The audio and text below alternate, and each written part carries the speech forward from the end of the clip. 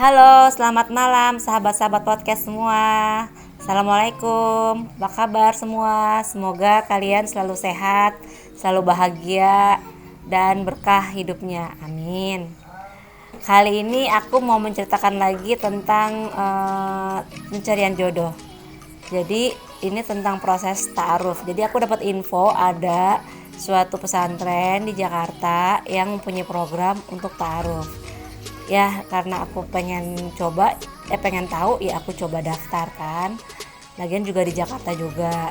Jadi itu caranya kita daftar, kita kasih nama, tempat tanggal lahir, terus hobi, terus kasih foto, biodata lengkap ke pesantren itu.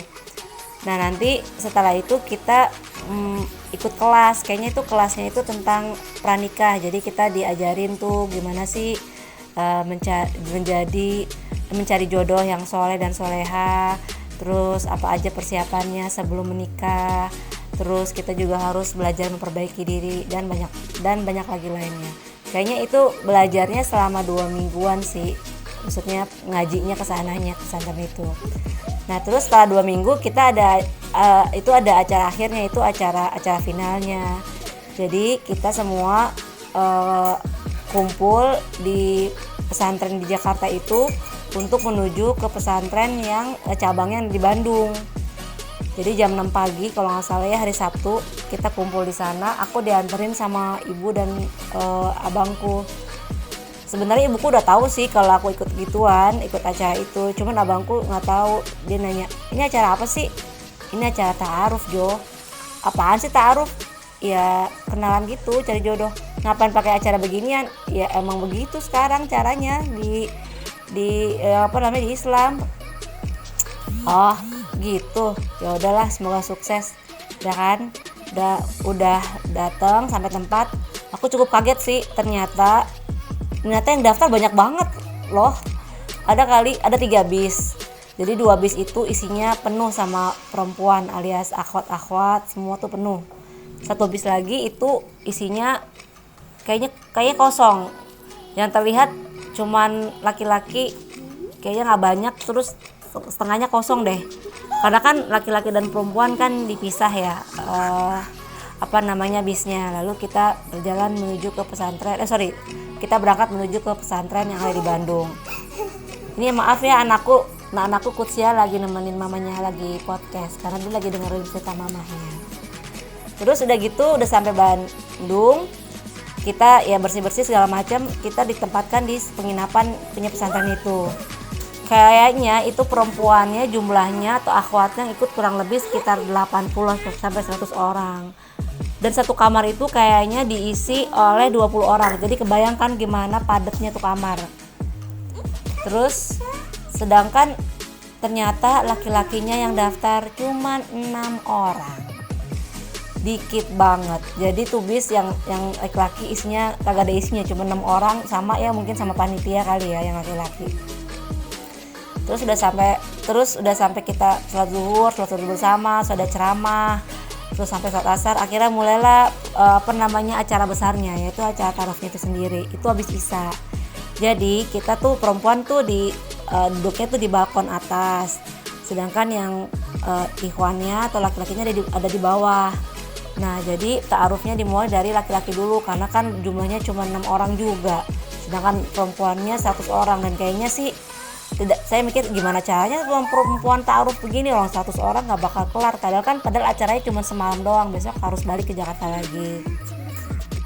Lalu sekarang mulailah dari kontestan pertama, maksudnya ikhwan pertama. Terus dia ditanya-tanya, dia memperkenalkan diri, terus tempat tanggal lahir, hobi, terus pekerjaan, terus wanita yang ingin dicari seperti apa buat calon istri. Terus ustadznya juga nanya-nanya dah. Jadi kita yang perempuan tugasnya kita tuh dikasih kertas, sama panitia. Nanti kita yang tertarik dari calon ikhwan itu kita tulis angkanya atau namanya siapa gitu kan. Jadi semua perempuan atau akhwat membawa kertas dan pulpen, dan kita memilih siapa yang mau kita tertarik untuk ta'aruf lebih lanjut. Terus yang lalu ikhwan kedua juga cerita menceritakan biodatanya. Nah yang lucu nih ikhwan ketiga nih. Jadi kan dia cerita nama, alamat, terus hobi, pekerjaan apa, terus kan ditanya kan setiap ikhwan tuh ditanya ciri-ciri wanita yang soleha, terus dia diam aja pas ciri-ciri wanita, maksudnya ciri-ciri maksudnya dia pengen istri yang bagaimana tuh dia diam aja. Terus ustadznya nanya, loh apa kriteria istrinya antum? Terus dia terdiam sebentar bilang ini, sebenarnya sih saya udah punya pacar sih Pak Ustadz. Langsung dong perempuan yang di atas, perempuan atas langsung, ya udah punya pacar ngapain ikut beginian sih. Terus Pak Ustadznya komentar, oh nggak apa-apa baru pacar kan belum jadi istri. Ya nggak apa-apa, ya kita lanjut ya the next berikutnya. Jadi memang di antara 6 ikhwan itu, ikhwan yang nomor 3 ini menurut para perempuan dan menurut kita itu sih yang paling lumayan ya secara fisik, karena dia tinggi ya kan, badannya juga tegap dibanding yang 5 lainnya.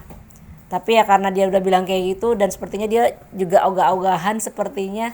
Jadi kayaknya mungkin akhwat-akhwat atau mungkin yang tadinya memilih ikhwan itu jadi mencoret di kertas kita masing-masing.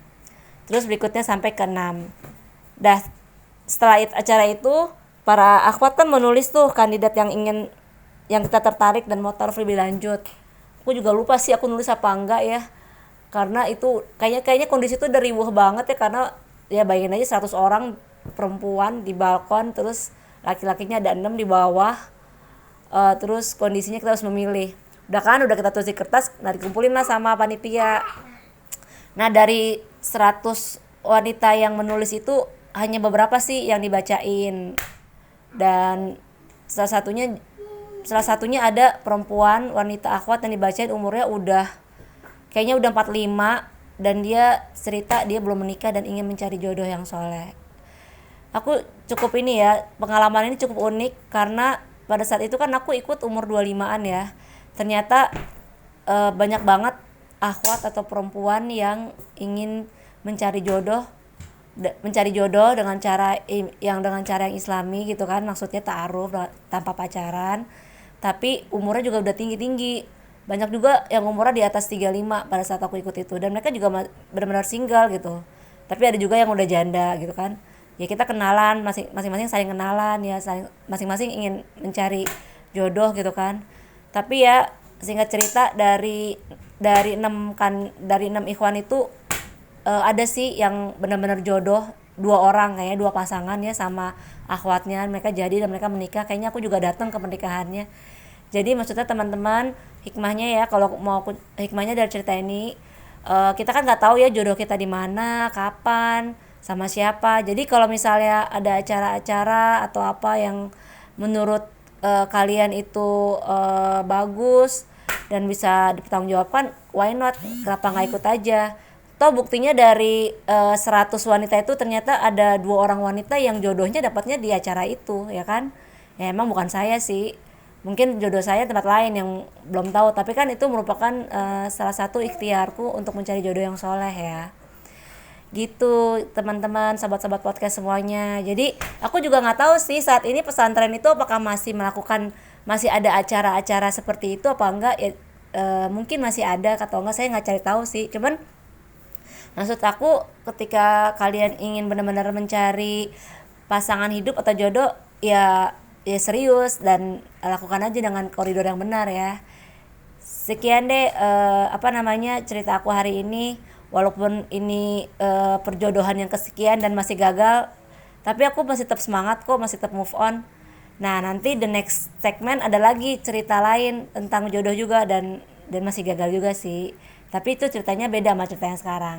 Ya udah, segitu dulu ceritanya ya sahabat-sahabat podcast. Selamat malam, bye bye.